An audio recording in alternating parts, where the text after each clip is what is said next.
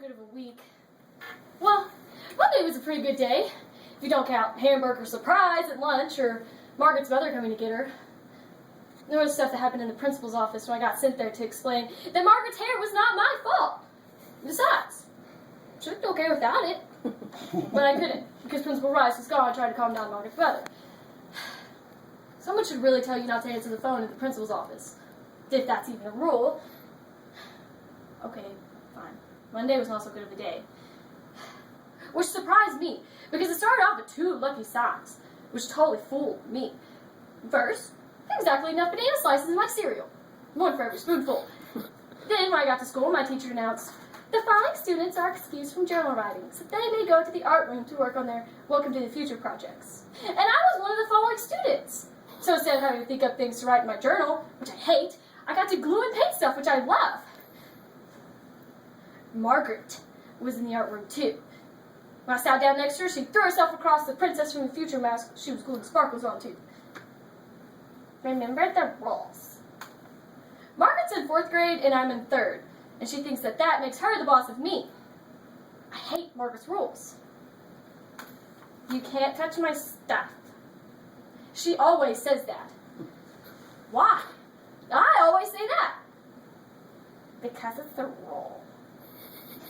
Why? Because you can't touch my stuff! So then, I point out the window like there was something out there, maybe a bird or something, but it wasn't really a fib because I never said there was actually anything out there. So while she was looking out the window at something, I accidentally touched her mask.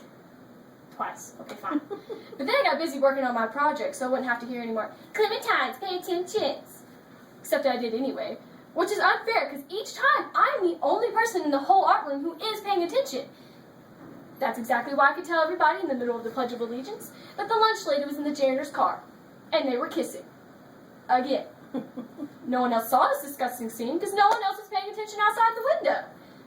And then, when it was my turn to pass around the stapler, I could tell everyone that the art teacher had an egg stain on her scarf that looked, if you squinted, exactly like a pelican, which nobody else had noticed. So then I got busy working on my project, and of course all I hear is, "Clementine, you need to pay attention." Just like all the other times, I am paying attention. I'm paying attention to Margaret's empty seat. She'd been excused to go to the girls' room, and when she left, she had scrunched up "don't cry" eyes and first don't cry mouth. She'd been gone a really long time, even for Margaret, who washes her hands 1 finger at a time. So then I came up with a brilliant idea. Can I go to the girls' room? And that's where she was, all right, curled up under the sink with her head on her knees. "Margaret, you're sitting on the floor!" She hitched herself over a little to show me that she had placed a layer of germ-protective paper towels under her. Still, what's the matter? She pressed her head harder down into her knees, which were all shiny with tears, and pointed up. And lying on next to the sink, next to a pair of "do not remove from the art room" scissors, was a chunk of straight brown hair. Uh-oh. Come out, Margaret. Let me see. I'm not coming out until it's grown back. Well, I think I see a germ crawling up your dress. And that made her jump out from under the sink. I got glue in my hair. I was just trying to cut it out. Margaret's hair was halfway down her back long, so it wasn't hard to notice that the whole chunk over her left ear was missing. Maybe if we evened up a chunk over your right ear. And she nodded and agreed, and wiped her eyes dry and stopped crying, and handed me the scissors. So I cut. It's like bangs. Sort of. Except bangs are in the front of your hair, not the sides. So then she started crying all over again, and took scissors away from me, and cut off all of the hair over her forehead. Now the front half was all chopped off, and the back half was long, straight, and shiny. Not so good. Not so good. We looked at her not so good hair in the mirror for a really long time, without saying anything, which is very hard for me. Then she turned around, closed her eyes, and handed the scissors back to me. All of it? All of it. So I did. Which is not exactly easy with those plastic art scissors, let me tell you.